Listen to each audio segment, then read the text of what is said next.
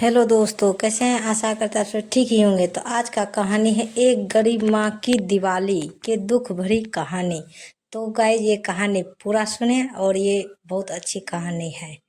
दीपावली का पर्व नजदीक आ रहा था और स्कूल में सभी बच्चों के मन में मानो खुशियों के पंख लग गए थे और वे तमाम तरीके से रोज नए नए पटाखों की लिस्ट बनाते और फिर अचानक दूसरे पटाखे याद आ जाते तो पहली लिस्ट के चिंदे करके चारों ओर उड़ा देते। कोई अपने लिए नए कपड़े खरीदने का सोच रहा था तो किसी ने साल भर बचत करके पटाखे खरीदने का सपना देख रहा था।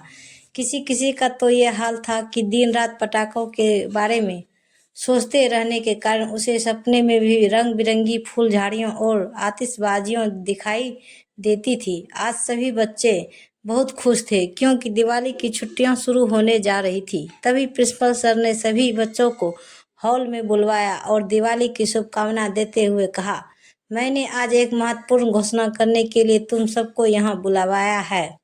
यह सुनकर सभी छात्र उत्सुक हो उठे और यह एक दूसरे की तरफ प्रश्नवाचक दृष्टि से देखने लगे। छात्रों की उत्सुकता देखकर प्रिंसिपल सर मुस्कुराकर बोले, जो भी छात्र सबसे शानदार और धूमधाम तरीके से दीपावली का पर्व मनाएगा उसे विद्यालय की तरफ से 5,000 रुपये का इनाम दिया जाएगा। इतने रुपये की बात सुनकर तो मानो छात्रों को उत्साह 1000 गुना बढ़ गया और वे खुशी से ऐसे झूम उठे कि मानो उनके हाथों में 5,000 रुपये आ ही गए हो। वे आपस में अपने तैयारियों के बारे में बात करते हुए और एक दूसरे को दीपावली की बधाइयाँ देते हुए स्कूल से घर जाने के लिए दौड़ पड़े। सबसे बेहतर करने की होड़ में बच्चों ने जोरों जोरों से नए नए तरीकों को अपनाकर अपनी कमर कस ली थी। झिलमिल करने वाली झालरों घरों की मुंडेरों की शोभा में चार चांद लगाने लगी। नीली, लाल, हरी, पीली और भी ना जाने कितने रंगों की मेल की रंगोली उनके घरों के आगे सजकर एक नई आभा बिखरने लगी, मानो आसमान से उतरकर इंद्रधनुष धरती पर आ गया हो। जिस दिन दिवाली थी उस दिन प्रिंसिपल सर शाम को अपने स्कूल के आसपास के बच्चों के घरों की तैयारियां देखने निकल पड़े। बच्चों ने सच में इनाम पाने के लालच में जी जान लगा दी थी और सभी ने बहुत मेहनत की थी। किसी के घर में रंगीन सितारा ऐसे नाच रहा था मानो वो आकाश में टिमटिमाते हुए तारों को मात दे रहा हो, तो किसी के घर की छत पर छोटे छोटे जगमगाते बल्बों से बनी झालर मन को बरबस ही मोह ले रही थी। खूबसूरत मिट्टी के दियों की कतारों का तो कोई जवाब ही नहीं था।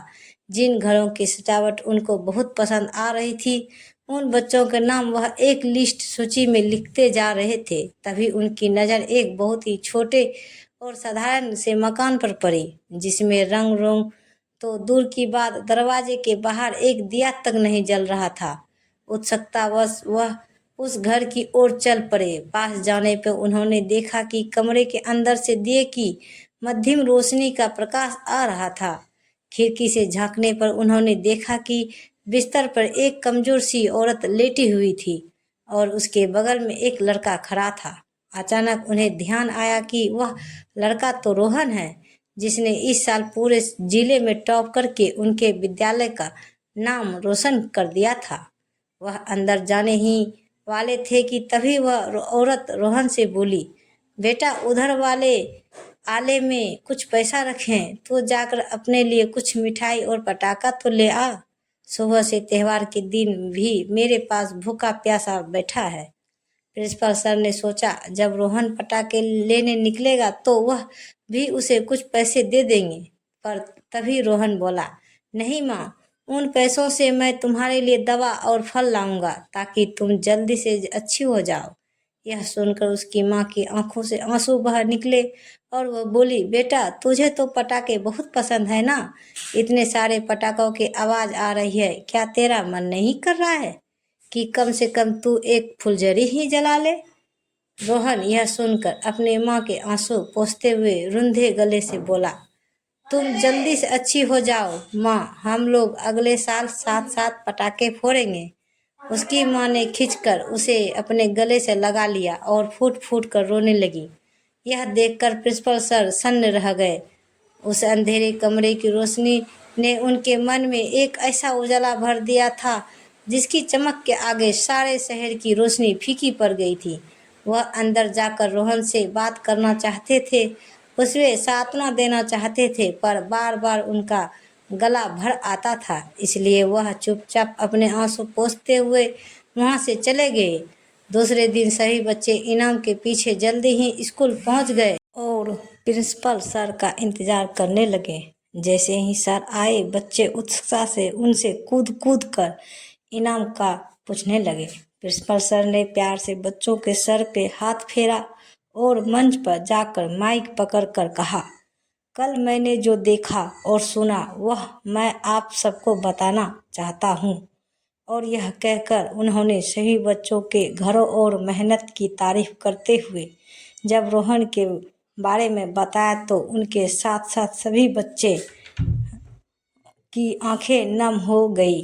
सभी छात्रों का दिल रोहन के प्रति श्रद्धा और सम्मान से भर उठा। उन्होंने कभी सपने में भी नहीं सोचा था कि रोहन ने पूरे जिले में टॉप दिए गए मध्यम रोशनी और तमाम अभावों के बीच न जाने कितनी मुसीबतें झेलते हुए क्या था। उसके माँ के प्रति असीम प्रेम ने सबको आज निरंतर कर दिया। उन्हें एहसास हुआ कि वो अपने मम्मी पापा के बहुत महंगे कपड़े और पटाखे खरीदने के बाद भी कभी खुश नहीं होते, बल्कि उन्हें सारे साल कहते हैं कि उन्हें दिवाली में तो खास मज़ा ही नहीं आया था। प्रिंसिपल सर ने रूंधे हुए गले से पूछा, बच्चों, अब यह फैसला मैं तुम सब पर छोड़ता हूँ कि इस इनाम का असली हकदार कौन है। सभी छात्र एक स्वर में जोर से चिल्लाए, रोहन। और फिर वे सब एक कोने में खड़े खुशी के मारे रोहन को खुशी के मारे उठाकर मंच की ओर ले चले, जहां पर प्रिंसिपल और सर ताली बजाकर उसे गले लगाने के लिए खड़े थे। और अब बच्चों को भी घर जाने की जल्दी थी, क्योंकि आज उन्हें अपने मम्मी पापा से माफ़ी भी तो मांगनी थी। और यह दिवाली रोहन के साथ साथ सभी के जीवन में बहुत खुशियाँ लेकर आई। तो ये गाइस, ये कहानी आपको सुनने में कैसा लगा हमें कमेंट में ज़रूर बताएं। और ऐसे ही वीडियो देखने के लिए हमारे चैनल को सब्सक्राइब करें और वीडियो को लाइक ज़रूर करें। धन्यवाद। तो गाइस, मिलते हैं अगले वीडियो के साथ। तब तक बाय बाय गाइस।